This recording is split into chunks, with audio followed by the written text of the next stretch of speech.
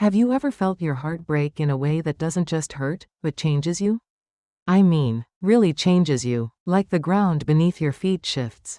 And everything you thought you knew about love, about family, about yourself, just crumbles.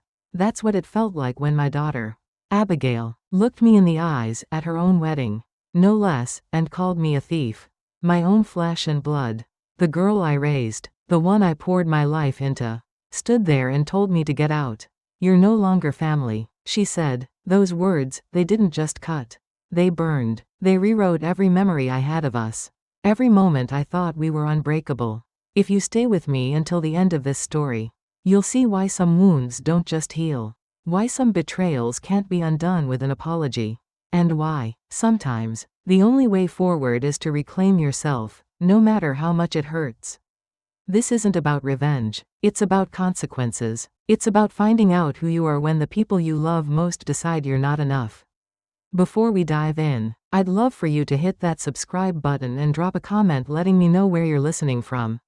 Maybe you felt this kind of pain yourself. Or maybe you know someone who has. Either way, I hope my story makes you pause, makes you think about the marks we leave on the people who love us most. My name is Elizabeth Harris. I'm 60 years old, though sometimes I feel like I've lived 100 lifetimes. I've been a widow for 15 years.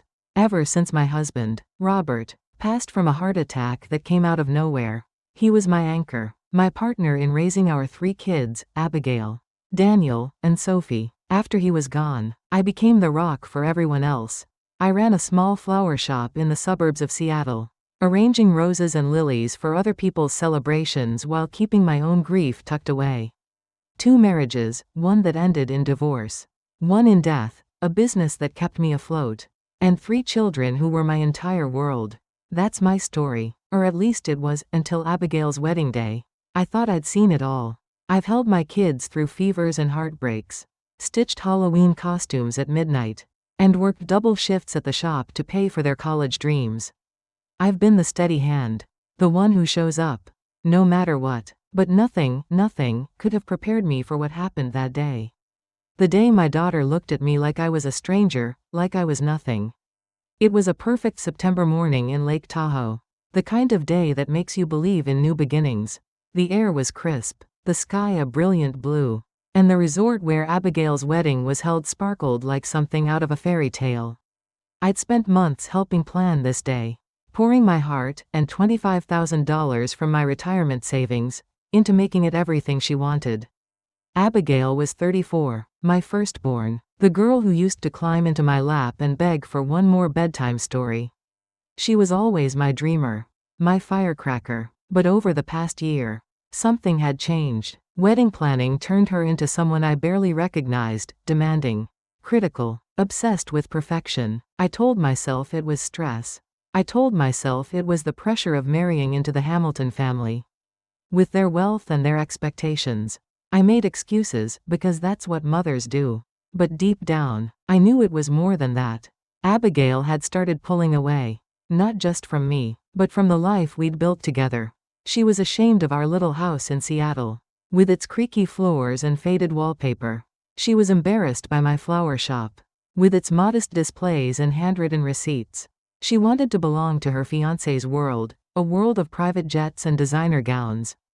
A world where I, with my sensible shoes and silver-streaked hair, didn't quite fit. I remember standing in the bridal suite that morning, watching the sunlight stream through the windows, catching on the crystal chandeliers. Abigail was at the center of it all, surrounded by her bridesmaids, her laughter sharp and bright. She was beautiful, tall, with her father's dark eyes and my stubborn chin.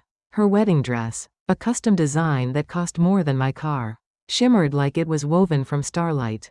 I was there to help, as always, pinning her veil, arranging her bouquet, keeping things on schedule. But every time I spoke, her responses were clipped, her eyes avoiding mine. "Mom, just handle it," she'd say, waving me off like I was staff instead of her mother.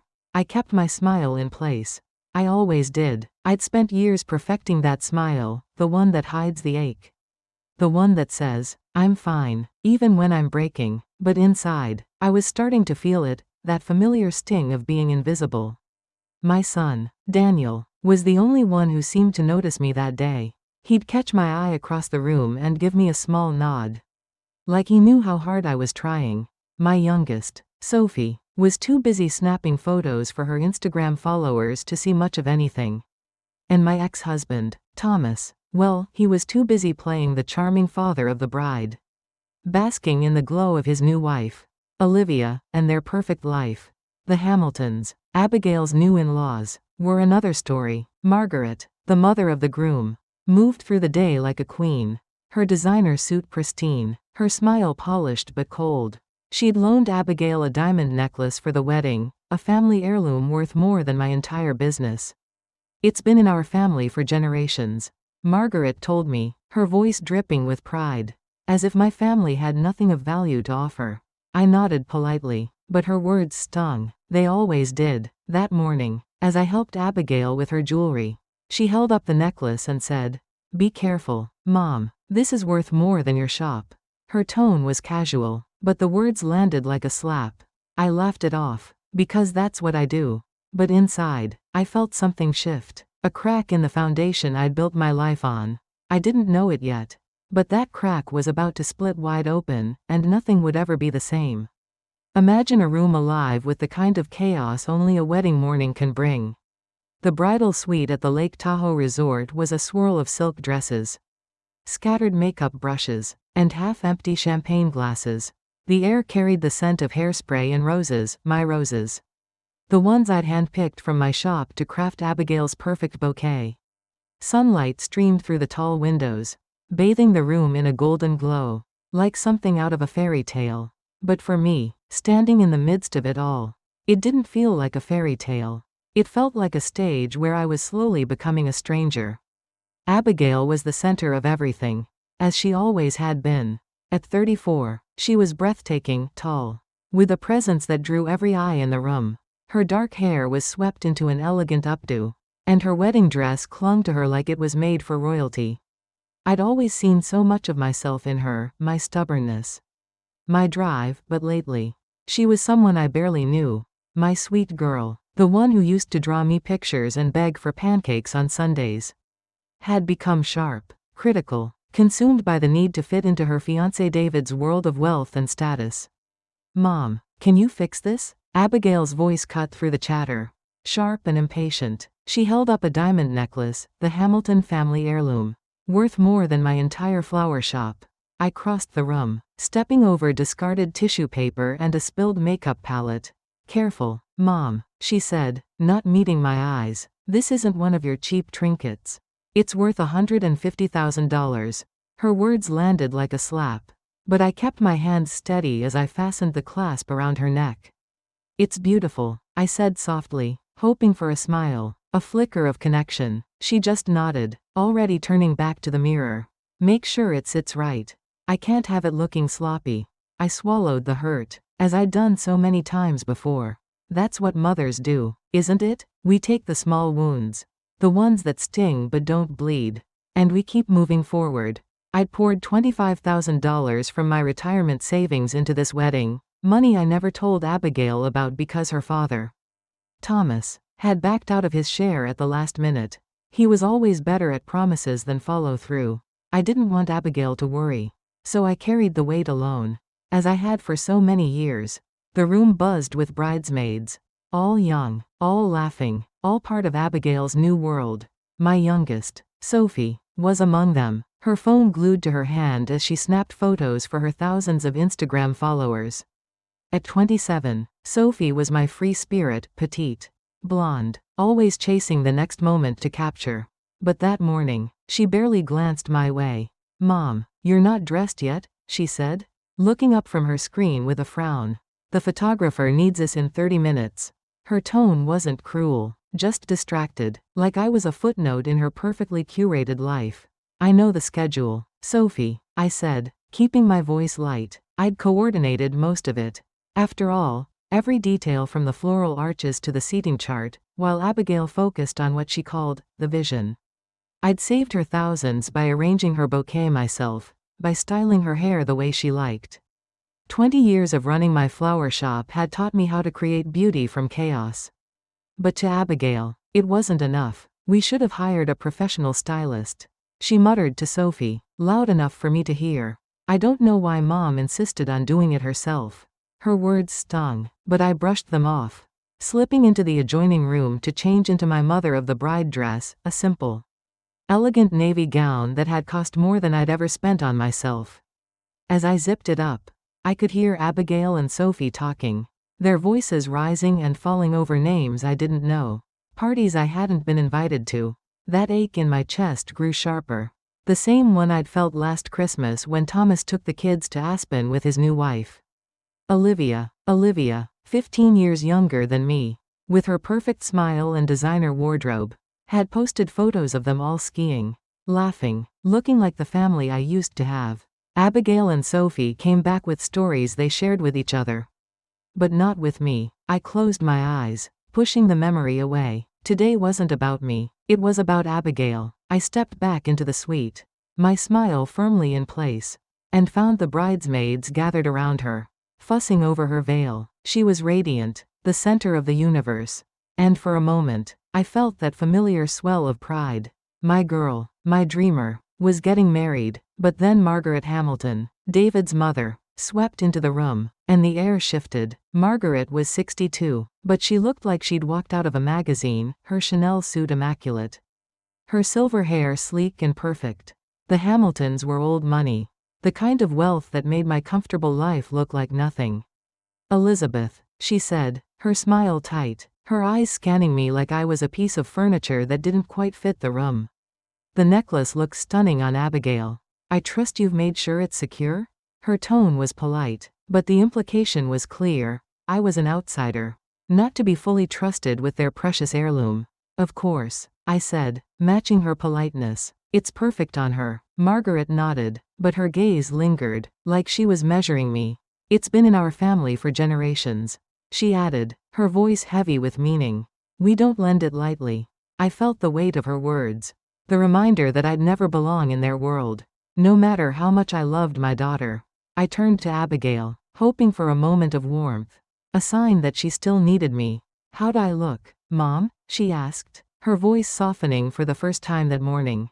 For a second, I saw her as she was at 5, twirling in a dress I'd sewn for her school play, her eyes bright with trust. Like a dream, I said, my throat tight. Absolutely perfect. She smiled, and for that brief moment, I thought maybe we were okay.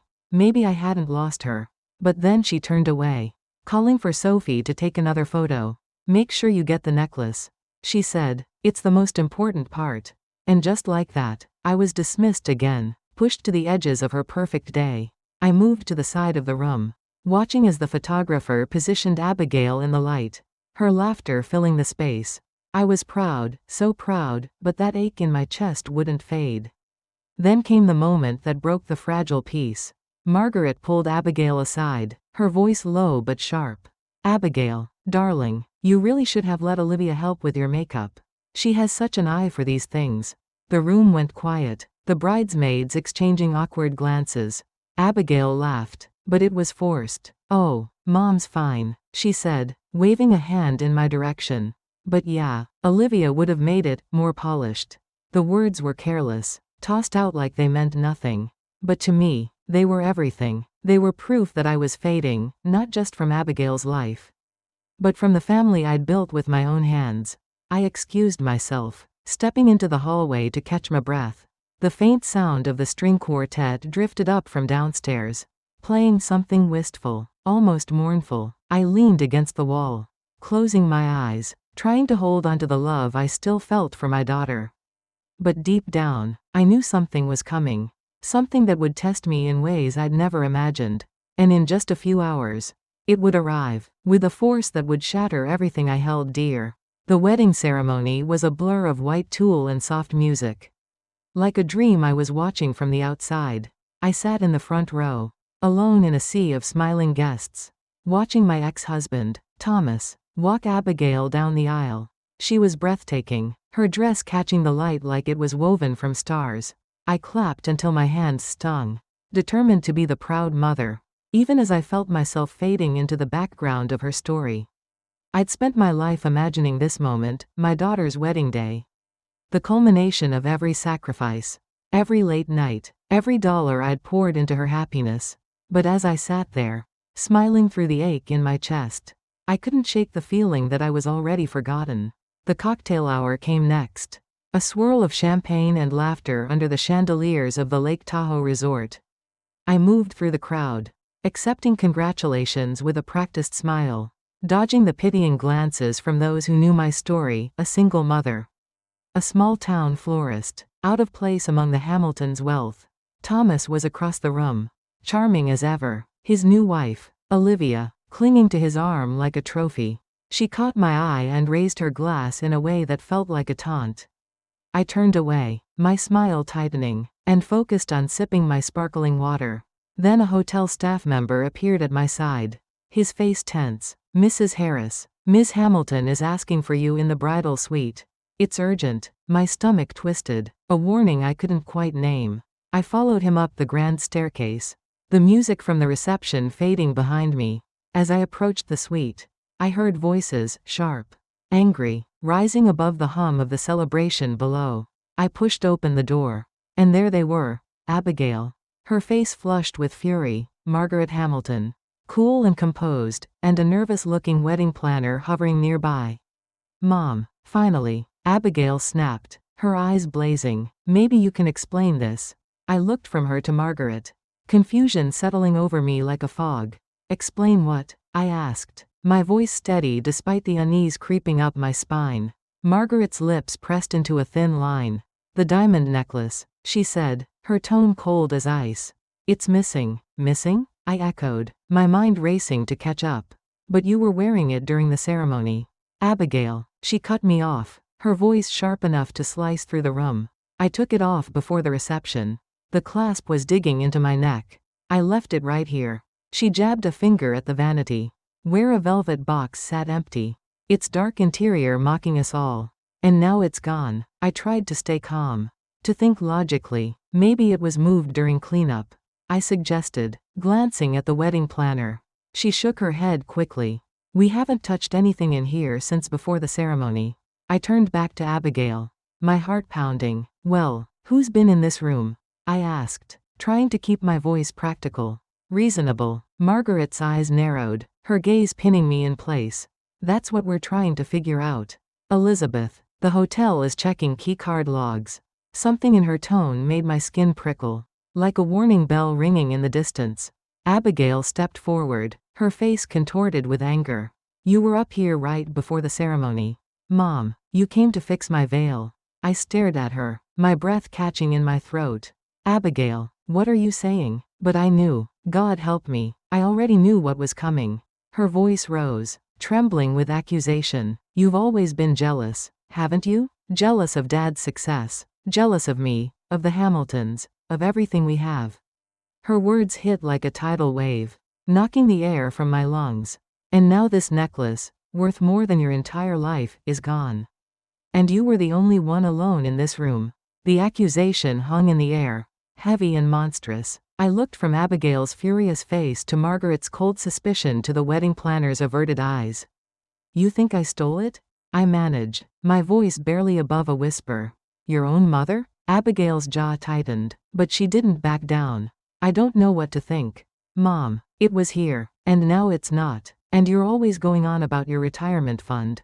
How much this wedding cost you. How Dad didn't pay his share." The words slipped out before I could stop them. "Because I paid for it. Abigail, I gave everything for this day."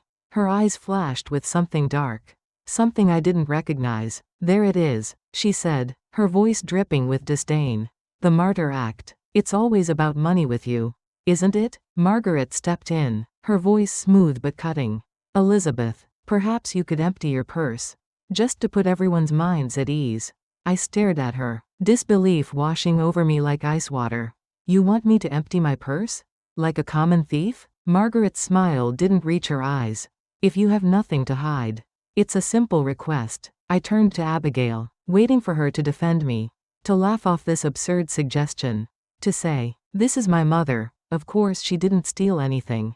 But her face was set in stubborn lines, the same look she'd worn as a teenager when she was convinced she was right. No matter the evidence. Fine, I said, my voice trembling with barely contained anger. I snapped open my evening clutch, a simple black bag I'd carried for years, and dumped its contents onto the vanity. Lipstick, a compact, my phone, a room key, a few tissues. Satisfied? Margaret leaned forward, examining the items like a detective. And your other bag? The one you had earlier? I felt heat creep up my neck. I only brought this to the reception. My other bag is locked in my hotel room. Abigail's eyes narrowed. Then you won't mind if we check your room, she said, as if it were the most reasonable thing in the world. Something inside me snapped. Actually, I do mind, Abigail. My voice was low, but it carried the weight of 34 years of love, of sacrifice, of holding her hand through every storm. I'm your mother, not some stranger you can accuse of theft. Abigail crossed her arms, unmoved. No one's accusing you, Mom, but if you're innocent, why won't you let us look? I laughed then, a hollow sound that didn't feel like mine. Aren't you? Isn't that exactly what's happening here? You've lost a necklace, and the first place your mind goes is that your mother stole it. The wedding planner shifted uncomfortably, mumbling something about giving us privacy. But Abigail stopped her. No, stay. We might need a witness. A witness. The word landed like a blade. My daughter. The girl I'd rocked to sleep. The girl whose fevers I'd nursed. Whose dreams I'd funded, saw me as a suspect. Not a mother, but a criminal. This is absurd, I said, gathering what was left of my dignity. I'm going back to the reception. When you're ready to apologize for this, you know where to find me. I turned to leave, but Abigail stepped in front of the door, her eyes blazing. You're not going anywhere until we resolve this. That necklace is worth $150,000. Mom, the dollar amount hung between us. A measure of how little she thought of me. How easily she believed I'd betray her for money. Move aside, Abigail, I said, my voice steadier than I felt. The door opened then, and Sophie walked in, still glued to her phone. There you all are. David's looking for, she stopped. Finally sensing the tension. What's going on? Abigail turned to her, her voice sharp. Mom refuses to let us check her room for the necklace. It's gone. Sophie. Sophie's eyes widened, and she looked at me. Not with trust, but with doubt. Mom, you didn't, did you? That was the moment it truly hit me. It wasn't just Abigail. Both my daughters, the girls I'd raised, bathed, loved through every joy and pain, believed I was capable of this. I felt something break inside me. Something I didn't know could break. I see, I said quietly, the pain so sharp it turned into a strange, numbing clarity. Move aside, Abigail. I'm leaving. If you walk out now, it just makes you look guilty. She shot back. I laughed again, the sound raw and empty. Guilty in whose eyes? Yours? You've already convicted me without a shred of evidence. Margaret started to speak, but I cut her off with a raised hand. No, I've heard enough. I looked at Abigail one last time, searching for the girl who used to call me her hero. I didn't take your necklace. Abigail, I would never take anything from you. But you've taken something from me today. Something I can't get back. I moved toward the door. And this time, she didn't stop me. Her words followed me, sharp as knives. If you leave now, don't come back. You're no longer family. I froze, my hand on the doorknob. I turned back, meeting her eyes. Family doesn't do this to each other. Abigail, remember that when you find your necklace. I walked out, my head high, my steps steady, even as my heart shattered. The hallway was quiet, the music from the reception a distant hum. I moved through the crowd like a ghost. Unseen, unmoored, the band played something upbeat. Oblivious to the drama unfolding upstairs. Champagne flowed, life went on. A hand caught my arm. Elizabeth, what's wrong? Thomas's voice, warm and concerned, almost broke me. For a moment, I wanted to tell him everything. To let him fix this. The way he used to try when the kids were young. But this wasn't his fight. Nothing, I said, easing my arm from his grip. Just a headache. I'm going to my room. But the cake cutting, he started. But I shook my head. Abigail will be fine without me, I said, the bitterness slipping through. Good night, Thomas. I slipped away before he could press further. Weaving through the lobby, into the elevator. In my room, I kicked off my heels and sat on the bed, staring at the woman in the mirror across from me. She was a stranger, elegantly dressed. makeup flawless, eyes empty. I didn't cry, I was too numb for tears. But deep inside, I knew nothing would ever be the same. I walked back to my hotel room that night, each step heavier than the last. As if the weight of Abigail's words, "You're no longer family," was pulling me down. The reception carried on below, the music and laughter drifting through the walls like a cruel reminder that life was moving forward without me. I kicked off my heels, sank onto the edge of the bed, and stared at the woman in the mirror across the room. She looked like me, same navy dress, same careful makeup, but her eyes were empty, hollowed out by betrayal. I didn't cry, I wanted to, but the tears wouldn't come. It was as if my heart had gone quiet, too stunned to feel anything at all. I kept replaying the moment in my head. Abigail's face, twisted with anger, her voice cutting through me like a blade. Sophie's hesitant, "Mom, you didn't, did you?" echoing like a second betrayal. And Margaret Hamilton, with her cold, calculated suggestion to empty my purse, as if I were a thief caught in the act. My daughters, the girls I'd raised, loved, sacrificed for, had looked at me and seen a stranger. Not their mother, who'd stayed up nights sewing their costumes, who'd worked double shifts at the flower shop to pay for their dreams.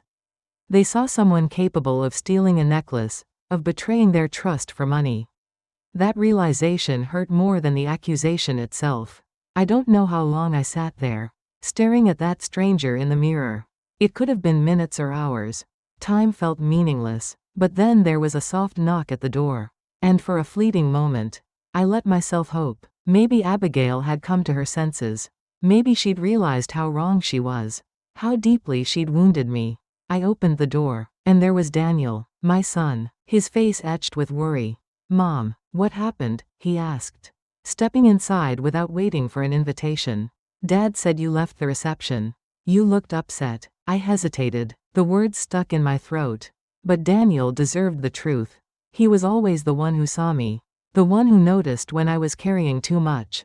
"Abigail accused me of stealing the diamond necklace," I said, my voice flat, like I was reporting someone else's story. "Sophie didn't defend me. They wanted to search my room, like I was some criminal." Daniel's face went pale, his hands clenching into fists. "That's insane. They can't seriously think you'd." He stopped, shaking his head. "What's wrong with them?" I sat back on the bed, suddenly exhausted. "I don't know, Daniel, but they do. They believe I'm capable of that." I looked at him, my steady, thoughtful son, the one who'd always been my anchor. "Abigail told me I'm not family anymore. And Sophie, she just stood there, doubting me." Daniel sank into a chair, running a hand through his hair. "She didn't mean it, Mom. She was probably drunk, stressed out. It's her wedding day." I shook my head, a bitter smile tugging at my lips. "No, Daniel, she meant it." Maybe the champagne made her say it out loud, but those words came from somewhere deep, somewhere true. I paused, the weight of my next words settling over me. And for the first time in my life, I'm not going to fix it. I'm not going to make excuses for her. I'm done. He looked at me, his eyes wide with something like fear. "Mom, don't say that. You don't mean it." But I did. For the first time in 34 years. I meant it. "I've spent my whole life being what everyone else needed," I said, my voice steady now. "The mother who picks up the pieces. The ex-wife who stays civil. The florist who makes everyone else's moments beautiful. But today, my daughters showed me what they really think of me. And I can't unsee that." Daniel reached for my hand, his grip warm and familiar. "This will blow over. They'll apologize. You'll see." I squeezed his hand, grateful for his loyalty. But I knew better. "Maybe," I said, though I didn't believe it. "But things will never be the same." I stood, smoothing my dress, trying to hold onto the scraps of my dignity. "Go back to the reception. Daniel, your sister will want you there for the cake cutting. I'm not leaving you like this," he said, his voice firm. I managed a small smile. "I'm okay. Really. I'm going to take a bath, order some tea, and go to bed. Tomorrow's a new day." He hesitated, torn between staying and going, but finally nodded. "Promise you'll call if you need me," he said. "I promise," I replied, walking him to the door. As he left, I added, "I love you, Daniel. I'm proud of you." He hugged me, and for a moment, I felt a flicker of warmth, a reminder that not everything was lost. I did as I said, ran a hot bath, Ordered a pot of chamomile tea and a sandwich from room service. I wasn't going to run away in the night. Like some disgraced character in a novel. I'd face whatever came next with my head high. But as I slipped between the cool sheets, my phone buzzed. A text from Daniel. I love you. Mom, this will all be okay. I set the phone down without replying, turning it face down on the nightstand. I needed silence. I needed space to mourn what had been broken, not just my daughter's trust, but the illusion that my love could protect me from this kind of pain.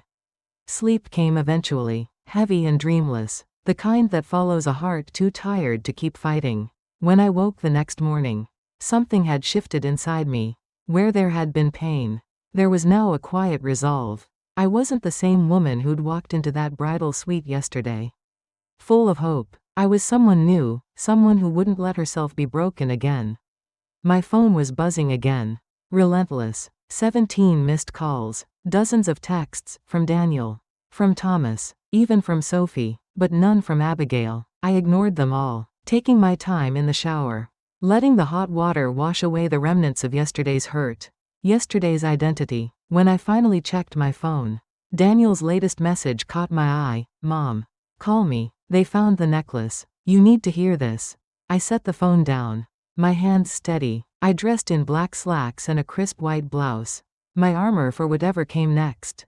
I ordered coffee from room service and sat by the window, watching the morning light dance across the lake. There was a knock at the door. Hesitant, uncertain, I opened it to find Daniel and Sophie standing there. Sophie's eyes were red, her face blotchy with tears. Daniel looked grim, like he was bracing for a storm. Can we come in? He asked. His voice formal, almost cautious. I stepped aside, saying nothing. They entered, Sophie hovering near the door, Daniel taking a seat in the armchair. The necklace was in Margaret's purse, he said, cutting straight to the point. A hotel staff member found it this morning when they were clearing the suite. I nodded, my face calm, though inside, a wave of vindication surged through me. I see, I said, my voice neutral. Mom, I'm so sorry, Sophie blurted, tears spilling down her cheeks. I should never have doubted you. I was confused. It all happened so fast. I raised a hand, stopping her. What happened, exactly? Daniel answered when Sophie couldn't. Margaret asked to see the necklace before the ceremony. She put it in her evening bag for safekeeping, then forgot about it when she switched purses for the reception. The hotel's security cameras confirmed it. She was in the suite alone before the reception. And the accusation against me? I asked, my tone still even. Sophie's voice trembled. Abigail's mortified. Mom, we all are. It was a horrible mistake. I looked at her, the word, mistake, tasting bitter in my mouth. A mistake, I repeated. Is that what we're calling it? Sophie took a step toward me, her hands outstretched. Mom, please. Abigail was stressed. She'd had too much champagne. She wasn't thinking. I met her gaze, unflinching. She was thinking exactly what she's always thought of me. Sophie, that I'm small, envious, less than. The champagne didn't create those thoughts. It just let them out. Sophie flinched, as if I'd struck her. That's not fair, she whispered. Isn't it? I said, my voice cutting through her protest. You believed it too, Sophie, without hesitation. You looked at your own mother and saw a thief. She started to speak, but I shook my head.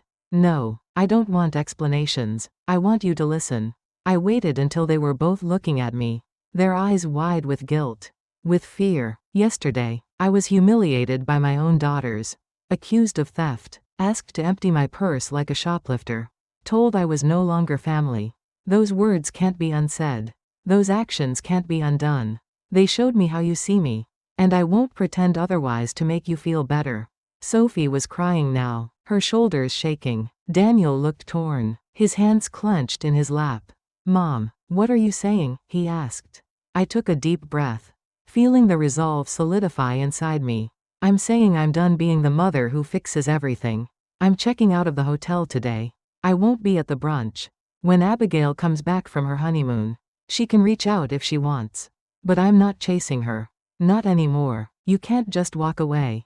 Sophie said, her voice breaking. I'm not walking away, I corrected, my tone firm but not unkind. I'm setting boundaries, something I should have done years ago. They left. Sophie still tearful. Daniel quiet but conflicted. I closed the door behind them and leaned against it, exhaling slowly. The vindication I'd expected to feel was hollow, drowned out by grief for what I'd lost, not just my daughter's trust, but the version of myself who believed love could fix anything. 6 months have passed since Abigail's wedding, but sometimes, it feels like a lifetime. I'm standing in the kitchen of a small stone villa in Tuscany. The morning light spilling across terracotta tiles, the air rich with the scent of lavender and freshly baked bread. My hands are dusted with flour from kneading dough, a skill I'm learning from a local baker who speaks no English but smiles like she's known me forever.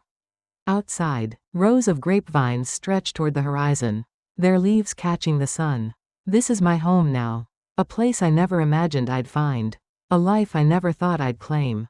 I'm 60 years old, and for the first time in decades, I'm living for myself. The woman I was 6 months ago, the one who walked away from that wedding, her heart shattered by her daughter's betrayal, is gone. I sold my flower shop in Seattle, a decision that surprised even me.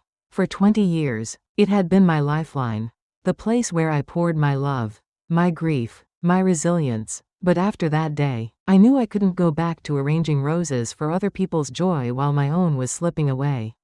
A national chain offered to buy it, and I accepted, using the money to buy this villa, to start over in a place where no one knows my past. I let my hair go silver, the natural strands catching the light in a way that feels like freedom. I run every morning, my feet pounding the dirt paths between olive groves, my body stronger than it's been in years. I've taken up yoga, finding peace in the stretch of my limbs, the quiet of my mind. I'm learning Italian, stumbling over words but laughing at my mistakes. This is what healing looks like, not a return to what was, but a rebirth into something new. But before I left Seattle, there was one last thing I had to do. I asked Daniel to arrange a meeting with the family at Thomas's house in the city. I needed to face them, not to reconcile, but to close a chapter. That morning, I stood before my mirror, my silver hair pulled back, my face bare of makeup, my eyes clear. I wasn't the broken woman they'd seen at the wedding. I was someone new, someone who knew her worth. Daniel drove me to Thomas's house, a sleek, modern mansion that screamed wealth and ambition. The silence between us was heavy, but not uncomfortable. He was the only one I'd stayed in touch with, the only one who'd respected my need for space. "Are you sure about this, Mom?" he asked as we parked. I nodded, my resolve unwavering. I've never been surer of anything. They were waiting in the living room, Thomas and Olivia on one couch, Sophie perched on an ottoman, Abigail and David standing by the fireplace. The air was thick with tension, their conversation stopping the moment I walked in. Thomas stood, uncertain, his hand half extended. "Elizabeth," he said, his voice cautious. I shook his hand, keeping the interaction brief, businesslike. "You look different," he added, not quite a compliment. "Thank you," I said, taking the single chair facing them all. I declined Daniel's offer of coffee, my hands steady as I opened my bag and pulled out 5 envelopes, each labeled with a name in my careful handwriting. I placed them on the coffee table. 6 months ago, at Abigail's wedding, I was accused of stealing a necklace. I began, my voice calm, emotionless. I was humiliated, dismissed, told I was no longer family. Since then, I've had time to think about what family means, and what it doesn't. Sophie's eyes filled with tears, her voice breaking. "Mom, we've apologized so many times. How long are you going to hold this against us?" I looked at her, unflinching. "This isn't about holding grudges, Sophie. It's about consequences." I gestured to the envelopes. "Please, take the one with your name." They hesitated, exchanging wary glances, but one by one, they reached for their envelopes. "Inside, you'll find legal documents from my attorney," I explained as they opened them. "I've sold my flower shop. I received an offer I couldn't refuse. And I've used the proceeds to buy a home in Tuscany. I leave next month." Abigail's head snapped up, her face pale. "Tuscany? You're moving to Italy?" Thomas looked stunned. "Elizabeth, you can't just leave like that." I met his gaze evenly. "I can, Thomas. My visa is approved, my home is waiting, and my life is my own now." Sophie's voice trembled. "But what about us? That's the second part of what's in your envelopes. I continued. I've updated my will and trust. The proceeds from the shop, and eventually my Seattle house, will be placed in a trust with Daniel as the sole trustee. Abigail's eyes widened, her voice sharp. Daniel? Why only Daniel? Because Daniel was the only one who didn't accuse me of being a thief. I said simply. The only one who didn't question my character. My love. David spoke for the first time. His tone incredulous. You're disinheriting your daughters over a misunderstanding? I turned to him, my voice steady. No, David, I'm responding to a truth. The necklace didn't create the problem. It revealed it. My daughters showed me who they believe I am. And I'm taking them at their word. Abigail's voice broke, her hands clutching the papers. Mom, please don't do this. We made a terrible mistake. But we love you. I looked at her, seeing the girl she used to be, but knowing she wasn't that girl anymore. I know you believe you love me, I said, not unkindly, but love without respect isn't love. It's habit, obligation, something else entirely. I stood, signaling the end. You're all adults now. You've built lives without me at the center. Now I'm building a life without you at the center. The protests came, as I knew they would, tears from Sophie, anger from Abigail, practical arguments from Thomas. I let them wash over me. Unmoved, when they quieted, I spoke one last time. You accused me of theft once. In a way, you were right. I am taking something back, my life. My dignity, my power to decide who I am. I walked to the door. Daniel following silently. I paused, turning back to the family I'd built, loved, and now released. Goodbye, I said. Be well. Outside, the spring air felt like a promise. Daniel touched my arm as we reached the car. Are you okay, Mom? I smiled, the weight lifting from my shoulders. I'm free, I said, and it was the truest thing I'd ever spoken. As we drove away, I didn't look back. The road ahead was clear, leading to a life I'd chosen for myself. And if there was a quiet satisfaction in knowing they'd feel my absence, truly feel it for the first time, that wasn't vengeance. It was justice. Here's what I've learned, what I hope you take from my story. Sometimes, the people you love most will wound you in ways you never thought possible. They'll take your sacrifices for granted, see your strength as weakness, and cast you aside when you no longer fit their story. But healing doesn't mean forgiving and forgetting. Sometimes, it means letting go, not because you've stopped loving them, but because you've started loving yourself. You are enough, just as you are, and when you claim that truth, no one can take it away.